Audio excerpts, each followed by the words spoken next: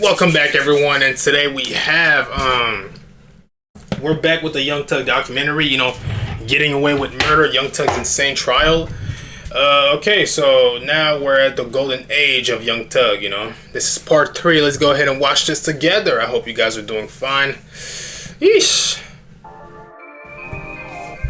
Despite the murder of his rival Big Nut, ongoing gang violence, and legal troubles from 2015 onward, Young Thug's music career not only continued to flourish, but also propelled him on a trajectory that would ultimately see him reach the top of the game, eventually being hailed as the most influential rapper of the 21st century by BBC in 2019, praised as one of the most influential moguls in modern rap by New Musical Express in 2021, and classified as an icon by Complex in the same year. He would even be considered as one of the greatest rappers of all time by Hot New Hip Hop by 2022. But behind the scenes, it would seem that Young Thug's street ties were impacting his career in the industry in unexpected ways. In December 2014, Young Thug had featured with Nicki Minaj on Atlanta pop sensation's Ray Sremmurd's album Throw Some Mo, which would end up peaking at number 30 on the Billboard 100. The track set a new record for Thug, who by this point was officially one of the biggest players in the rap industry. Interestingly, however, it seemed that Thug's desire to work with Lil Wayne and his Young Money collective had become a twisted fantasy of either becoming or killing Lil Wayne. As early in March 2014, during a DJ Who Kid interview, Thug would announce that he would be naming his debut album The Carter 6. This of course being a reference to Lil Wayne's long-running 5-part album series called The Carter,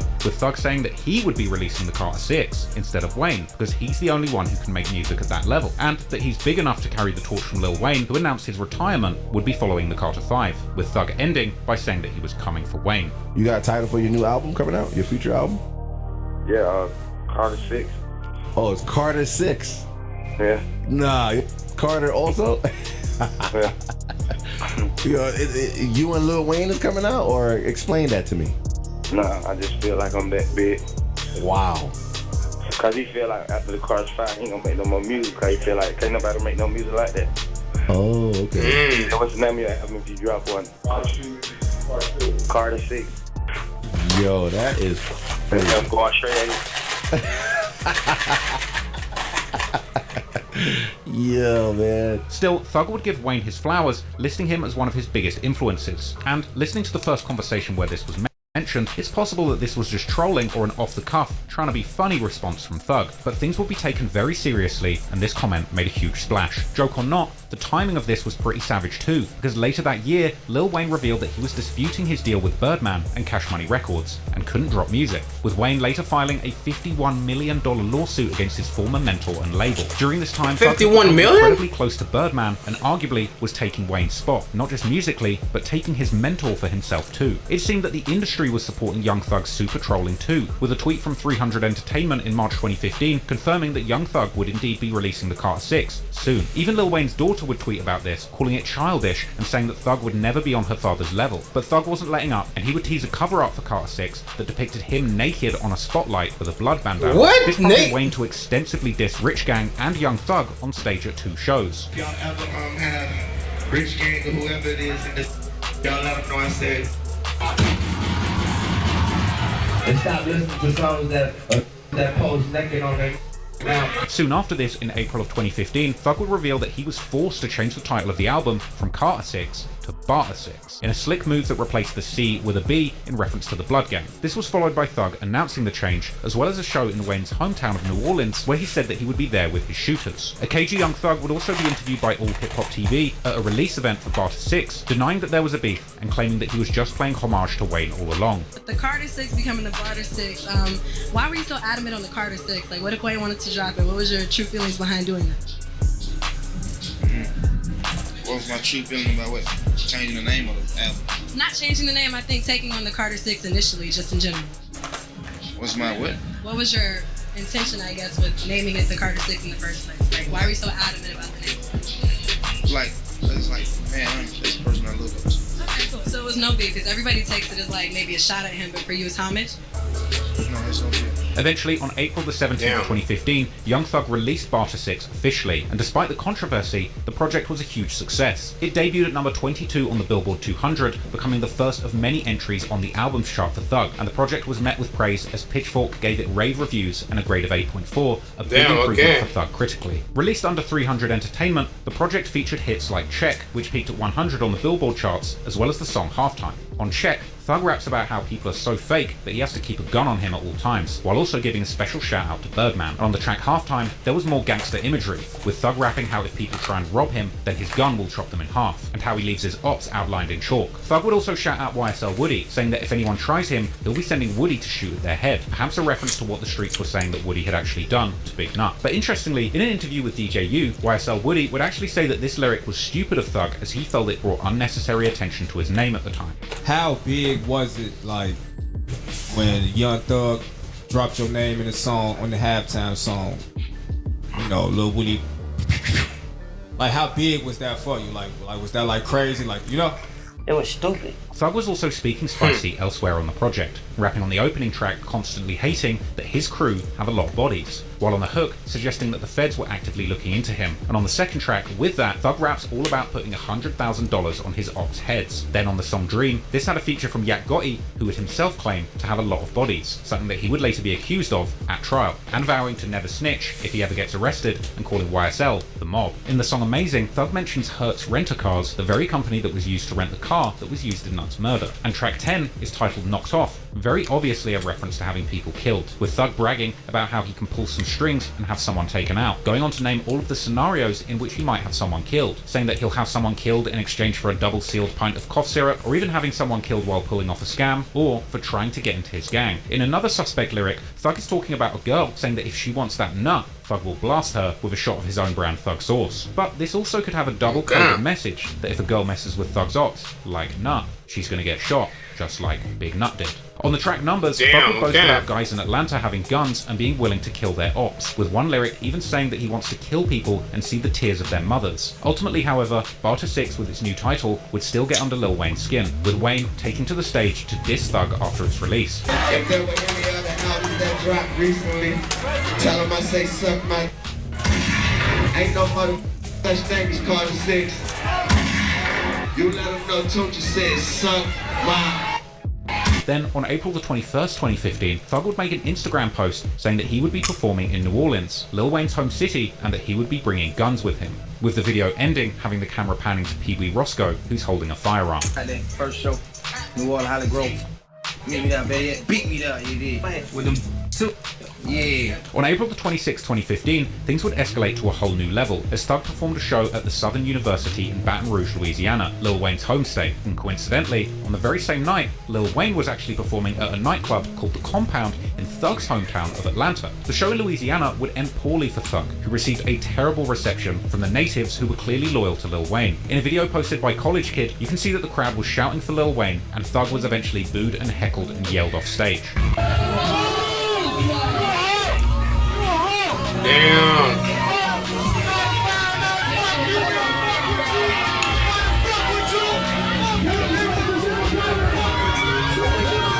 At this point, Thug's road manager and friend from the streets of Atlanta, Pee Wee Roscoe, who was still in Atlanta at the time, drives to the Compound nightclub with other Blood Gang members. At the venue, there's an altercation, and Pee Wee is allegedly heard shouting, "This is my city," and that he would spray up Lil Wayne's tour bus. And as the local news would report, that is exactly what happened next. Two buses belonging to the entourage for rapper Lil Wayne came under gunfire. Prosecutors say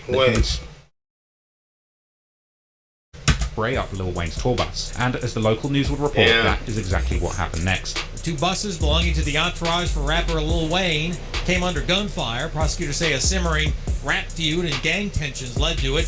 They believe they could pin Winfrey as the gunman. He was indicted on 27 counts, including a rarely, if ever, used charge that references domestic terrorism. Yes, Pee Wee Roscoe allegedly pulled up alongside the tour bus and let off shots, but fortunately, nobody from Lil Wayne's entourage was hurt. And while Roscoe was ultimately arrested and charged for the crime, Young Thug and Birdman faced no charges, despite being mentioned by name in the indictment, including a suggestion that Roscoe was actually on the phone with Thug himself when he was chasing Wayne's tour bus. Now, this conviction was later overturned as the trial judge had improperly encouraged Winfrey to take a guilty plea, but Thug himself would never be formally implicated in the crime, as Fox 5 Atlanta News would report. Well, on to at 5, the state's highest court has reversed convictions for the man who pleaded guilty to shooting at rapper Lil Wayne's tour bus. Back in 2015, prosecutors say Jimmy Winfrey opened fire on 2 of Lil Wayne's tour buses as they drove down 285. No one was hurt, and as part of the plea deal, a judge sentenced Winfrey to 10 years behind bars. Well, today, the state's Supreme Court decided... Watch Watch the biggest night in football on DAZN for $9.99. With AlphaSense, you're not just monitoring the market, you're building your future with intelligence. The trial judge in that case improperly participated in plea negotiations by encouraging Winfrey to take the plea deal. The court says that made the plea involuntary.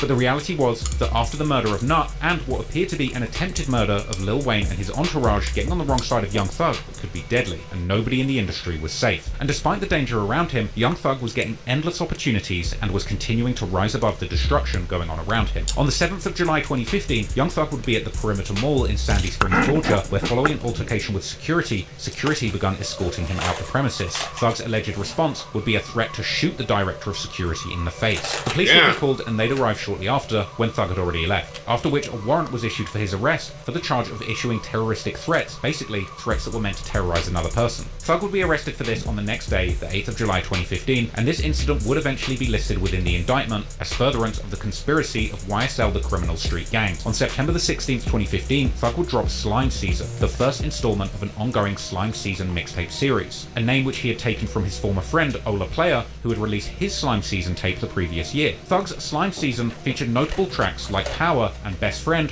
the latter of which became a viral hit, partly thanks to its memorable music video, and ended up landing at 45 on the Billboard charts. Interestingly, in Best Friend, Thug actually starts the track with an aggressive shout out to his gang, YSL, proving that even at this point in his career, in the same year as the murder of Nut and attempted murder on Lil Wayne, Thug wasn't shy about repping his gang affiliations in his songs. Slime Season would further cement Thug's dominance in the mixtape circuit, earning critical acclaim and millions of streams, even getting a respectable 7.6 score from Pitchfork, and Thug would waste no time following it up, as within a month and a half, on October the 31st, 2015, Thug would drop Slime Season Part 2, the sequel to Slime Season, which showcased Thug's versatility and work ethic, with standout tracks like Thief in the Night featuring Trouble. The project was met with more positive reviews, like a 7.9 rating from Pitchfork, which only boosted Thug's momentum in the industry. Moving into the new year, on January the 26th, 2016, Thug is interviewed on Sway in the Morning, and when asked, he would proudly proclaim how he had really came from the streets, even admitting that he's been shot and people have been shot back. Where did you come from? Like, what is your background? Like, man. Okay, what's going on? Man, you got, hey, Thug, you gotta, you know, you man, we came from the streets. Okay. Like goddamn, Harlem 55th, whatever they, you know, all the weirdest parts in the world. You know, we came from straight. You know, I don't got shot.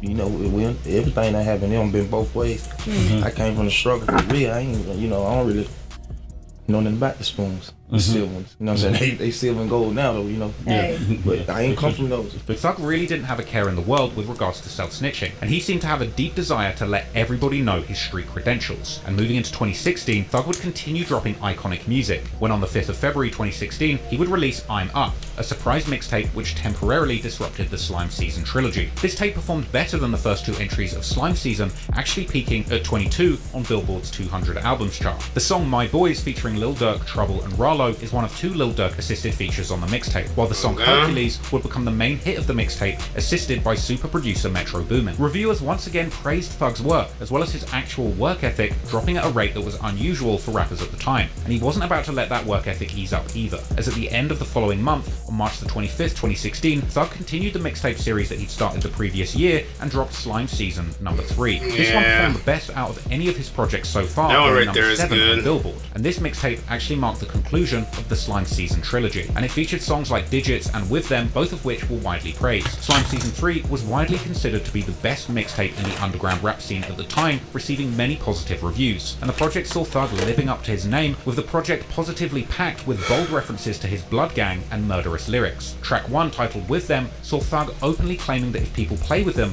he's going to send them to God and then ask for forgiveness. But the violent lyrics were often dripping in so much auto-tune that many of them went straight over people's heads, and these jiggy murder anthems would storm the charts. The track With Them would reach 87 on the Billboard Hot 100s, and Digits, another hit song from the project, would hit number 93. However, the Atlanta law enforcement were likely also paying attention to the tape's violent themes, and lyrics from the song Slime Shit on the tape would later be listed in the YSL indictment. But Young Thug was on fire in the rap game at this point, storming the Billboard charts as well as playing bigger and bigger bigger shows, and going on respectable sized tours around America and the world at large, even vlogging it every step of the way, with Young Thug truly living the rockstar life, being seen here crowd surfing during his European run in Denmark. By summer of 2016, Thug would be having one of the most iconic moments of his career. On August the 26th, 2016, he would drop the mixtape Jeffrey, titled after his real name. With the dress. The project reached brave, creative new highs for Thug, and really raised the bar for just how much style and artistic expression that one right there was good too. In the trap music genre. The content of the project, as well as the cover art and title, represented a creative departure from Thug's thugged out image. The title of the tape, being his given name Jeffrey, represented a personal project and a mindset shift, and Thug would even claim in the lead up to the project's release that he officially didn't even want to be known as Young Thug anymore, and was now known on stage by his real name Jeffrey. In August 2016, in a video posted by Revolt, Thug said that the tape was going to be historic, and confirmed that he was changing his name and didn't want to be called Thug anymore. And make sure you guys be ready for that. Jeffrey's gonna be real history. Jeffrey. Jeffrey's coming out, man. Real history. Nah, after Jeffrey come out, I hope everybody in the world start acknowledging me as Jeffrey. I don't want to be Young Thug anymore. The head of Thug's record label 300 Entertainment, Lyle Cohen, confirmed in a bizarre Rap Radar interview that's since been deleted from official sources that Thug was now known by the name No, My Name is Jeffrey, whilst adding that the purpose of the project was powerful imagery. Well, man, Young Thug's about to get paid this Jeffrey project, man. What should we expect from that, Thugger? So, first of all, I'm in Brooklyn right now shooting the commercial announcing Jeffrey. And the reality of the situation is Young Thug is not going to be Young Thug anymore. His new name is going to be No, My Name is Jeffrey. Jeffrey. No, My Name is Jeffrey. That's his new name. Wow. And the reality is when you see this commercial, you're all going to understand what we do here at 300. Do you still feel that I'm sorry, go ahead, Galileo. Because it's powerful images of what makes someone Young Thug and what the evolution and how someone is Jeffrey. Right. Okay? It's a circular thing. It's important. Right. So I'm very excited. We're shooting it in Brooklyn. No, My Name is Jeffrey is on its way. My name is Jeffrey. And please respect us to actually segue and utilize his name going forward, okay? Because it's important. During the press conference for the tape, Thug would be asked by Lyle Cohen himself why he was changing his name, and Thug would mention his kids, as well as saying that it was just in case he meets Bill Gates or Oprah. I didn't want to be in front of Bill Gates or Oprah Winfrey. I don't want my kids to grow up and call me Thug, because Thug, in real life terms, Thug is like thuggy, you know what I'm saying? On August 23rd, 2016, Thug would drop a promotional trailer on his YouTube channel for the tape titled No, My Name is Jeffrey, days before the release. Young Thug? No, Jeffrey. It says right here, Young Thug. No, my name is Jeffrey.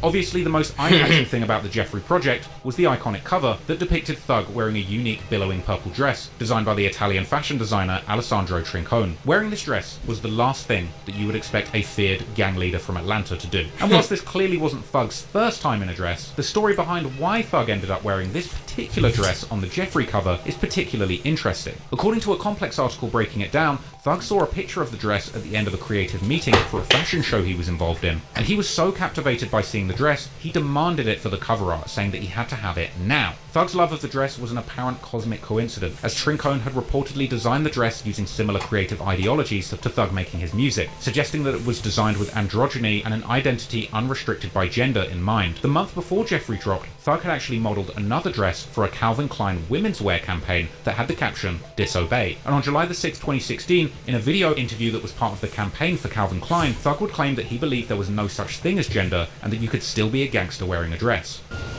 In my world, of course, it don't matter, you could be a gangster with a good dress, or you could be a gangster with baggy pants. I don't feel like it's no such thing as gender. You look hot in a dress. Thanks. Thanks. Somebody got a dress with them. Today, the dress lives in the Museum of Fine Arts in Boston. Well, not today. Today it's on me. Stunning. But fans This dude is a interpreted clown, the bro. bold choice of this exotic woman's dress for the cover art as the perfect encapsulation of Thug's unapologetically creative personality. One Reddit user said, "He's big into fashion, and I think he just wanted to be himself. I always loved this cover, but it encapsulates what, in my opinion, Thugger is all about. He's unapologetically himself, and doesn't care what others have to say about him. You can hear it in all his music, but the best example is this project. That's my take on it anyway. This was an interesting creative decision with a deep artistic meaning, but it also had the secondary effect of inspiring relentless trolling of Thug on Twitter, with people likening Thug in the fit to a Swifter duster. Others joked that he looked like something that could be hanging off the side of a pina colada, while others thought that the dress's ruffles resembled the brushes of a car wash. Some said that he looked like an incredibly powerful character from the Mortal Kombat games, and many celebrities weren't impressed either. In a video since deleted from YouTube in August 2016, Fat Joe would allegedly shrivel up when asked about the dress on the VMA's red carpets by Complex. However, as years went by, it seemed like Thug didn't even want to stand on his original creative reasoning for wearing the dress, as he would actually deny years later in an interview on T.I.'s podcast, Expeditiously, that he wore the dress for attention. This time, saying the real reason is because he thought the dress matched his Margiela shoes, and that's why he liked it. He did it for attention, did you not? Tell the truth. God honest truth. God honest truth. Tell me the God honest truth. You did that for attention, did you? Hell no. You did that because you knew, man, ain't nothing nobody can say about me because I'm real out here and I'm thorough and it get me a lot of burns. I'm finna do it. Okay, what you doing? I bought these Mason Margiela. He gonna this the real truth. Yeah. Okay. Uh-oh, okay. Then them Margiela, they match. Just that simple. In a later song called Just How It Is, Thug this time explained that he wore the dress to hide his machine gun, something that he reiterated in a No Jumper interview in July 2019. Yeah, it's like, nigga, I wore this long dress that I had for December for me. I'm saying that on my album, it's one of the songs in my album, and it just explains like the question of the century, like the question that everybody always wanted to know. It's one bar in the song that just answers the question. You'll hear, it's like dope. Now to me, this kind of represented a bit of backtracking by Young Thug creatively. He's usually unapologetically himself, but perhaps in the face of years of trolling over the dress, he felt like he needed a more gangster and macho excuse for rocking this feminine fit. Now I personally don't think there's anything wrong with a guy wearing a dress, and to be fair, there is plenty of space in here for the stick. The project, released on August the 26th, 2016, was a commercial success, hitting number 8 on the Billboard charts. One spot below his Slime Season 3 tape, but this project was bigger than anything he had done creatively before. The album was Thug's most critically acclaimed one yet, scoring an 8.5 from Pitchfork, and the project would be incredibly creative musically. All of the album's tracks are named after his idols and biggest inspirations, including Wyclef Jean, Floyd Mayweather, and of course, Harambe, the gorilla from the Cincinnati Zoo who was tragically... Here we find the meeting participants in their natural habitat. The cave packed creative musically. All of the album's tracks are named after his idols and biggest inspirations, including Wyclef Jean, Floyd Mayweather, and of course, Harambe, the gorilla from the Cincinnati Zoo who was tragically packed after getting caught with a child in his pen in 2016. Thug used his album credits to show love to the great artists who inspired him, like Future, Gucci Mane aka Guwop, producer Swizz Beatz, Rihanna aka Riri, Webby, and Kanye West. This was an interesting artistic direction, but also a smart clout move. Just like trying to name his controversial take Carter 6 gained him a monumental amount of attention and controversy, naming each of these tracks after famous people tapped into their audiences and attracted attention from their fan bases. But don't let the dress fool you either. The lyrics of Jeffrey once again saw Thug hinting at his ability to organise violence as the leader of his gang. Wyclef Jean has Thug bragging about how much money he has now, and a refrain where Thug repeats, if you play with his money, he will let his people do you, and rapping in the verse that if you play with his money, you'll end up in a body bag, as well as warning his ops not to play with him because his goons have a new AK-47. In the second verse, Thug continues rapping about how people were plotting on him, but he spotted it first and turned the tables, putting a target on their head. That song was a commercial success, hitting 87 on Billboard's Hot 100. But on track 2, Floyd Mayweather, we saw an iconic track where Thug, Gunna, Travis Scott, and Gucci Mane all go that's a good song, though. Verses like boxers fighting. Thug raps about someone trying to hit a lick and missing, and them trying to run, but him ending up catching them and filling them with the whole clip. Track 3, Swizz Beatz, saw Thug paying homage to YSL Woody, saying that he totes a gun like it's legal, and then shouting out Woody again before making a gun sound, before going on to say that he looks that up 1,000 times. Now, I could be reaching, but I feel like he's saying that he looks up the news clips of Nuts' murder and the crimes YSL allegedly committed against their enemies. Thug would later describe himself as the shot caller in his group, and in track 4, Future Swag, this saw Thug making a comment relevant to the dress on the album cover, saying don't be fooled by thinking that he looks soft, he is dangerous and he will cut out your tongue. And later, Chop your saying that tongue he spends off. money on people's legal cases and that his gang sends their ops to meet their makers. On track 5, Riri, Thug says that he's got rank in his gang and reminds everybody outright that he's a blood member and a gangbanger and that he's not soft just because he's singing. Thug would then drop a ironic series of lines saying that his crew are the realest gangbangers and that he has real killers with him who are dangerous. But you won't see those people on camera or even know their names. On the 6th track, Goo What, Jeffrey, along with Young Scooter and Quavo and Offset of the Migos, pay homage to the godfather of trap, Gucci Mane. The song had Thug doing a lot of incriminating gangster talk, seemingly directly referencing Big Nut's murder at the barbershop, rapping how the FN gave him a haircut, and saying that even his girl knows that he's gangster, along with a hook where Thug says that he's got 20 bullets in his gun and will shoot at you and your kid and your woman. Track 7, Harambe, would see Thug going positively ape,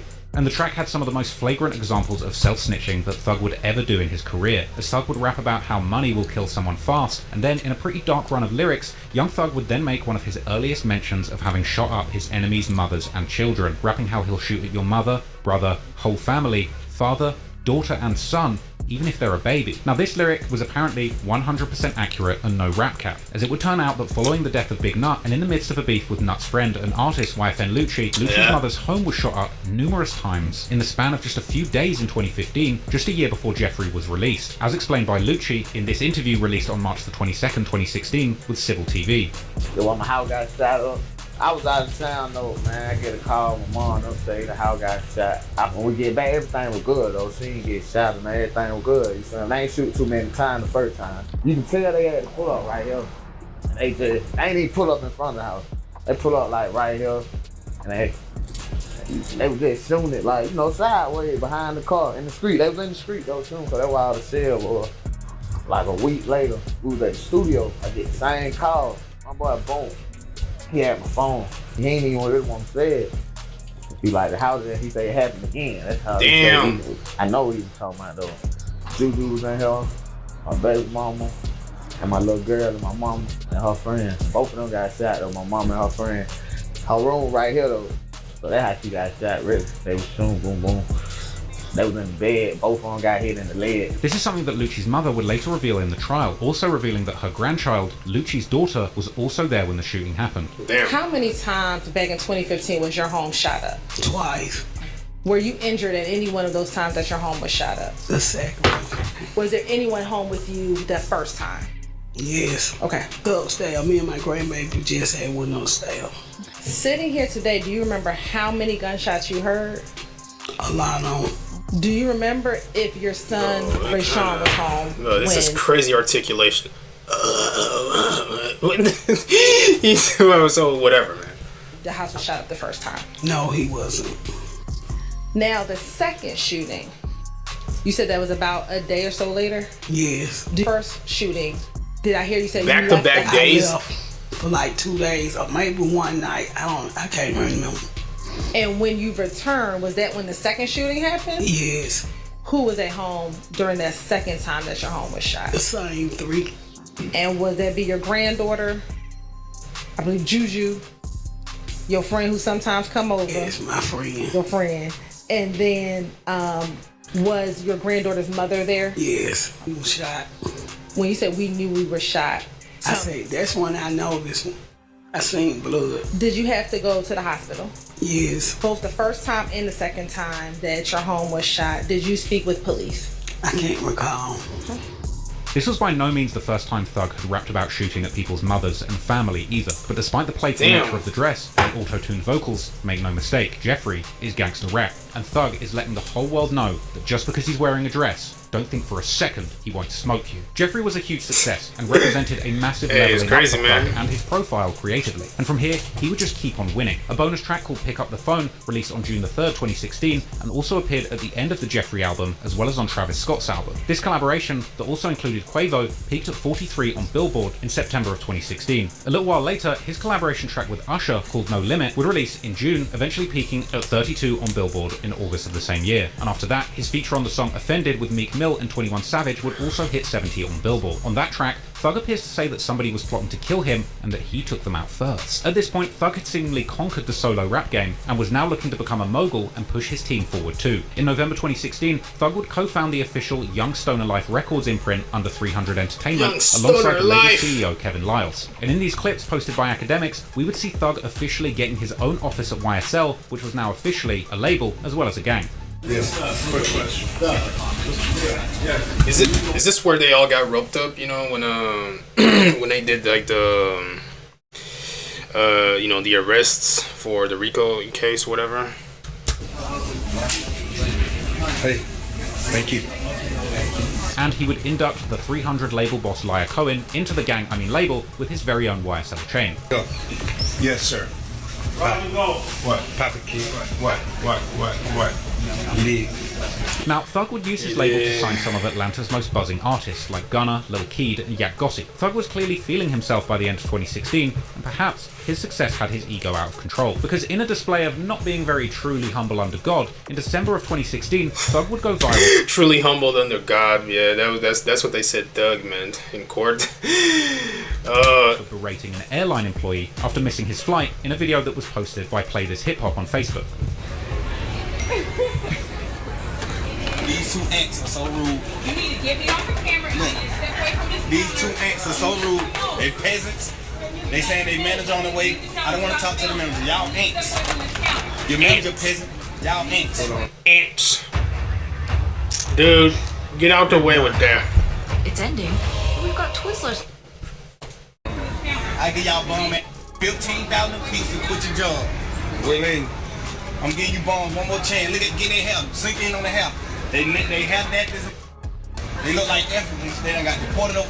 What's deported in this court? Damn. You bombs need tokens or what? Bigger than the law. Also. Call every officer you want to call. I'm glad you turned around.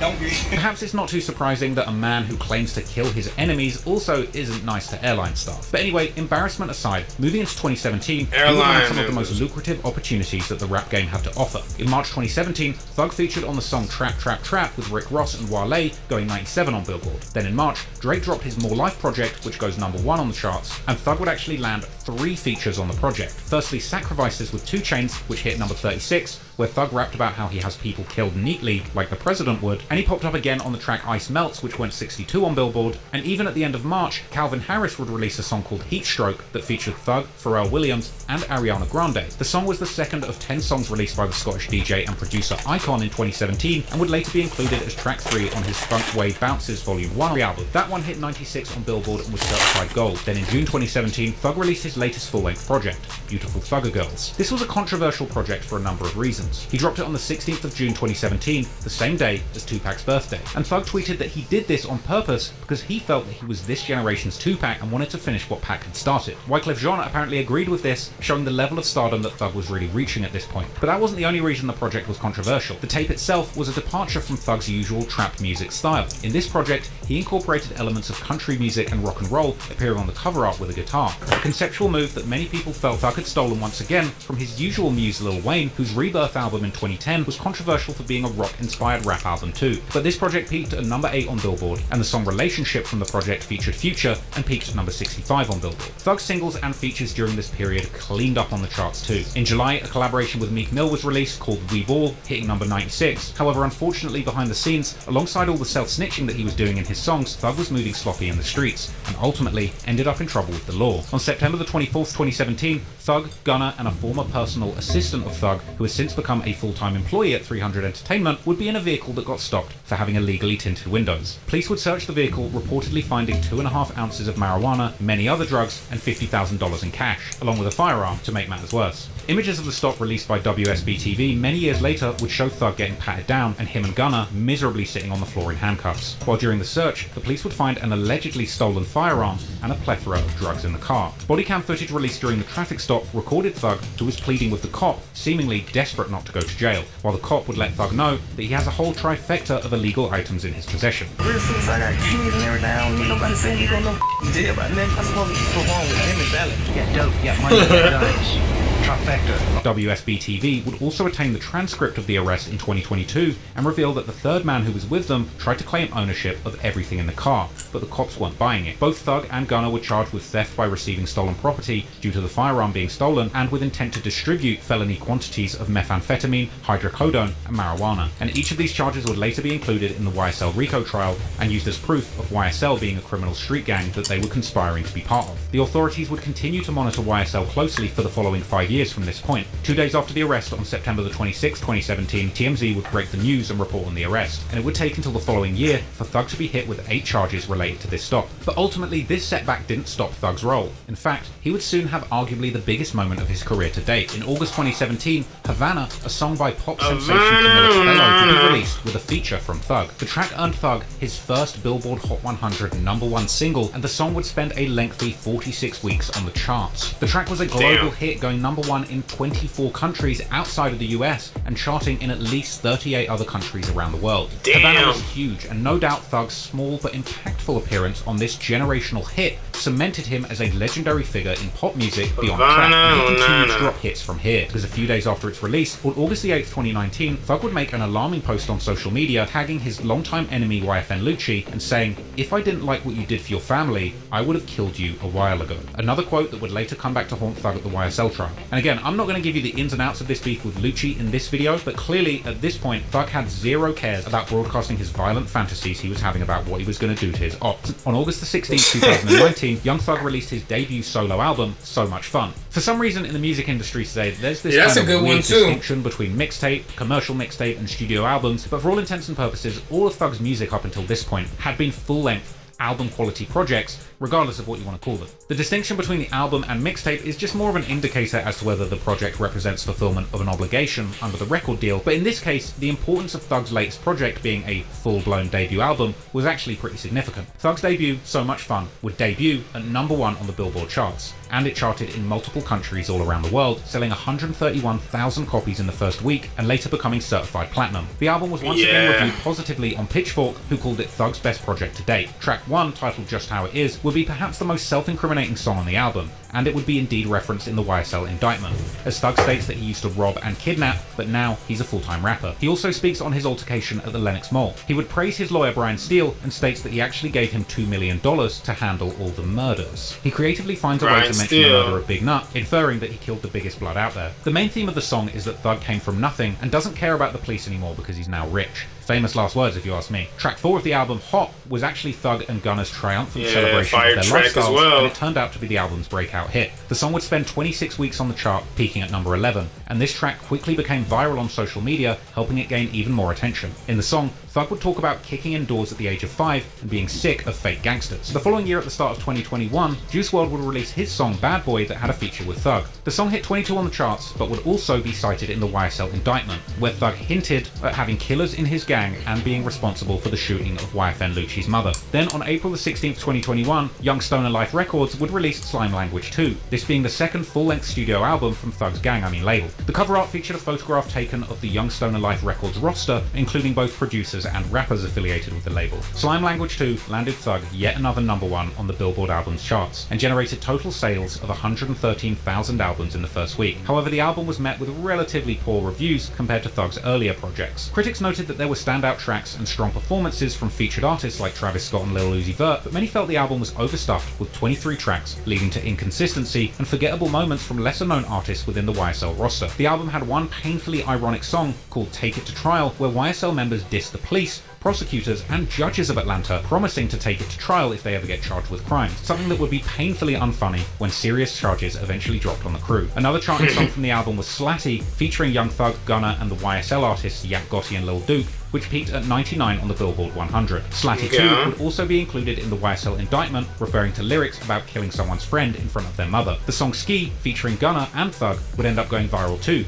peaking at 18 on the Billboard charts. But once again, that song would also be included in the YSL indictment. On the song Solid, Thug and Gunna would reunite with Drake for a track speaking about solid and genuine relationships. Ironically, something that both Gunna and Thug would learn a heavy lesson about later on at trial. Solid would end up being the most popular song on the release, peaking at number 12, probably due to the Drake feature. Later in October, Thug would release his second official studio album and his 14th official solo release, a project titled Punk. This would debut at number 1 on Billboard as well, earning 90,000 sales in its first week, becoming Thug's third US number 1 album to debut on the charts. Hey, this nice. received decent reviews, like a 7.1 from Pitchfork, who acknowledged the experimental approach used on the album. Critics generally noted that Punk diverged from Thug's earlier work, showing a more introspective and acoustic-driven sound, with outlets like Rolling Stone praising the album for its experimentation, but criticizing it for lacking standout moments. Tracks like Bubbly, Contagious, and Die Slow were considered broadly to be some of the more standout songs of the album, getting positive mentions for their engaging production and lyrical depth. On Bubbly, the lead and only single from the album, Thug would collaborate with the usually heavy hitters Drake and Travis Scott, with a fan-favorite song that ended up hitting 20 on the charts. But with the indictment now looming on the horizon, during the early days of 2022, Thug would still drop hits, most notably being his features on 2 songs from Gunna's Drip Season Forever project. One of these would be the smash hit Pushin' P that spent 20 weeks on the charts, peaking at number 7, and with the song's release, the phrase Pushin' P would go viral. This bizarre phrase everybody was using that term, bro. Like, yes. One of these would be the smash hit Pushin' P that spent 20 weeks on the charts, peaking at number 7, and with the song's release, the phrase Pushin' P would go viral. This bizarre phrase had some interesting meanings. Apparently it stands for acting like a pimp or player, or simply applying pressure to a situation and remaining solid. But others claim it's more of a reference to splashing cash. Like no one had a clear spending money on things that you always wanted. Answer on this, bro. Suggested that Pushin' P actually refers to pushing urine out of your pee-pee when you're in a crowded prison men's room, but it could also refer to distributing Percocet pills. It was even something that Thug's lawyer would even try and explain away during the trial as actually meaning pushing positivity. It's called pushing. Yeah. And it's positivity. It means any circumstance you're in, if you think positively about something. Yeah, I remember, bro. They you're pushing. They did the most when it comes to these terms in court, bro. You're pushing. Jeffrey is showing. The track Mop from Gunna's project would also feature Young Thug and landed at 45 on the charts. But at this point in time, it's likely that at least some members of YSL realised that the heat of a police investigation might not be far away, whether it was just rumours on the street or just simple intuition. But even with the indictment looming around the corner, many within YSL were still operating as recklessly as ever. On February the 7th, 2022, Christian Eppinger, better known in the streets as YSL member Big Briss, would be stopped by police, and it would be during this altercation that he would pull out a gun and fire 6 shots at the arresting officer, who would only barely escape the incident with his life. The incident would be put on surveillance video, and it would eventually become another charge within the YSL indictment. In the video, Officer David Rogers can be seen pulling up on a street in southwest Atlanta in February while trying to serve a warrant. He jumps out of the car and struggles with a man. Then you see the man shoot Officer Rogers, who falls to the ground. The man then can be seen running away. YSL was not only moving recklessly outside of the prison, but also within the prison walls. On the 9th of February 2022, 2 members of YSL would allegedly attempt to kill YFN Lucci, who was still locked up on his own RICO case involving his set's YFN, with an incident report revealing that Lucci was involved in a fight where the other men had sharp objects, while Lucci would allegedly yell how he felt like killing the man himself. This would later be revealed to be an alleged planned hit by YSL members, with the shocking footage of the fight being revealed during the trial. Now, Lieutenant, as the fight's going on, can you tell the jurors in each one of the pods where are the deputies in relation to the inmates, for example, the one who we're watching right now? Where does this deputy come from? He comes, I'm assuming, from the other side. There would also allegedly be a highly incriminating discussion held between 2 members of YSL on February the 22nd, 2022. Freshly in Fulton County Jail, Big Briss, who had just been arrested for the attempted murder on that police officer, would allegedly hold discussions with another YSL member where they were trying to figure out how to obtain permission from Thug to make a second attempt to kill YFN Lucci. On March the 14th, 2022, YSL found themselves entangled in yet another incident, adding to their growing list of offences leading up to their arrests. But this time, it would be an actual murder, as Atlanta PD would find a man shot and killed under Interstate 20. The man turned out to be a 23-year-old named Shymel Drinks, an alleged affiliate of YFN. On the heels of another homicide in the city, the medical examiner says 23-year-old Shymel Drinks was killed near I-20 last night. A witness found a car riddled with bullet holes parked on Windsor Street underneath the overpass around 10 last night. Drinks was inside, shot multiple times. This is the second shooting near an interstate in the last week. Police are working to see if there was any video captured near that scene. If you know anything or think you do, you're asked to please contact police. The murder of Drinks would allegedly be get back for the murders of 2 YSL members that happened earlier in 2022, and 4 YSL members, Lil Miles, aka Miles Farley, D, aka Demekion Garlington, Qua, aka Quamarvius Nichols, and SB, aka Shannon Stillwell, would ultimately be accused of this murder as part of the YSL indictment. On April the 28th, 2022, with the indictment less than 2 weeks away, 2 members of YSL would even allegedly conspire to commit the murder of another YSL member. Polo, aka Cordarius Dorsey, who was locked up at this time, would allegedly order Obama, aka Anthony Sumlin, to kill another fellow gang member, Harold Clements, because Clements had apparently refused to put money on Polo's jail books, with Polo then providing Obama with Clements' phone number to set up the murder. By early 2022, Young Thug had made significant strides in the music industry. He had released critically acclaimed music that showcased his unique style that had established him as a leading figure in not just the Atlanta rap scene, but the really global music successful, scene. bro. However, behind the glamour and hidden by the illuminating lights of success and accolades, Thug was still allegedly very much entangled with the street beefs of his hometown, and his gang affiliations and criminal activities casted a dark cloud over his success. Eventually, though, the law would catch up with him, and the once celebrated artist would soon find himself ensnared in the legal battle of a lifetime, which threatened to undo all of his artistic achievements and completely redefine his legacy. Yeah. Damn. Anyways, so we have made it, through this part, specifically part 3. So now next part is gonna be the fall of Young Thug, Hey, this part was it was actually interesting. We got to see really all his releases, and how much he was growing. We got to see all of that, and also a little bit insides of the beefs or whatever. But yes, this is gonna be it for this one. I'll see you guys in the next one. I'll drop part 4 really soon. I'm not gonna have you guys wait too long. So yeah, I'll see you guys in the next one. Peace out.